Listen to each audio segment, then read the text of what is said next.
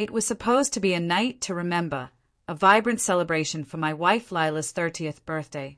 Never in my wildest imagination did I think it would also mark the moment our marriage began to fracture. Lila and I had shared nearly a decade together, building a life woven with joy, shared dreams, and what I thought was an unshakable bond. Sure, we had our spats, but I believed our love was rock solid. At least, that's what I told myself. Lila had this radiant charm, a warmth that drew people in effortlessly. Her laughter could brighten the dimmest room, and she had a gift for making everyone feel seen. It was one of the reasons I fell for her. She was the life of every party, effortlessly charismatic, always the center of attention. I loved watching her shine. But that night, something felt different. A shadow lingered. It started innocently enough, with Lila planning a grand party at a chic downtown lounge. She thrived on big gatherings, friends, family, coworkers, the works. I wasn't crazy about the chaos, but her happiness was worth it. So I went along, helping with invites, booking the venue, and picking decor. Everything was set for a lively night. When I got home that day, drained from work, Lila was glowing, holding up a sleek emerald dress. "This is the one," she said, eyes sparkling. "I want to dazzle tonight." She looked breathtaking, and her joy warmed me. This was her moment. The lounge buzzed with energy when we arrived, music pulsing, friends embracing, laughter echoing. Lila was in her element, outshining the fairy lights strung above. We mingled, toasted, and soaked in the vibe. It felt flawless, but then that perfection started to crack. And it was because of Ethan, her old flame. I hadn't seen him in years and never cared for him. They dated briefly before us, and even after their breakup, there was always this unspoken tension I couldn't shake. I didn't trust him, and part of me always suspected he still held a torch for her. When Ethan walked in, Lila's face lit up like a spark had ignited.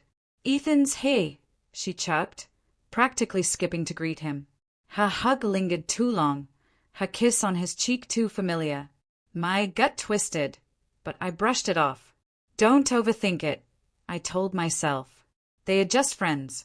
Yet, that nagging doubt took root. As the night went on, I couldn't unsee their closeness, shared laughs, whispered words, her hand grazing his shoulder.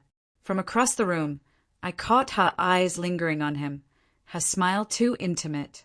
I tried to stay engaged, chat with guests, but the music faded, drowned out by a growing unease. Was I paranoid, or was this something real? Then, the mood shifted like a storm rolling in. Lila's sister, Mara, looked confused, then alarmed, whispering urgently to someone nearby. Lila's laughter faltered as she sensed the change. Her eyes scanned the room, landing on me. That glowing smile vanished, replaced by something fragile, unsteady.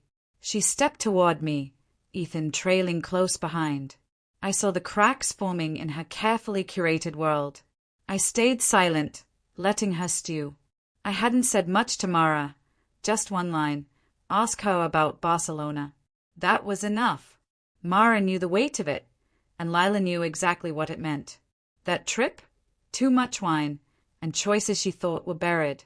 She reached me, voice low. "What are you doing?" I looked at her, really looked, stripping away the haze of love and memories. For the first time, I didn't see the woman I adored. I saw someone else, maybe the real her. "It's done," I said quietly. She blinked, stunned. "What do you mean?" "This charade, this night, this marriage you think we still have. It's done. You chose him. I'm choosing me." Her hand reached for me, but I stepped back. No yelling, no tears, just a heavy, final silence. Lila tried to hold it together, but the photos had shattered her. "You said you deleted those," she whispered, eyes darting as if others might know. "I said a lot of things," I replied. "So did you?"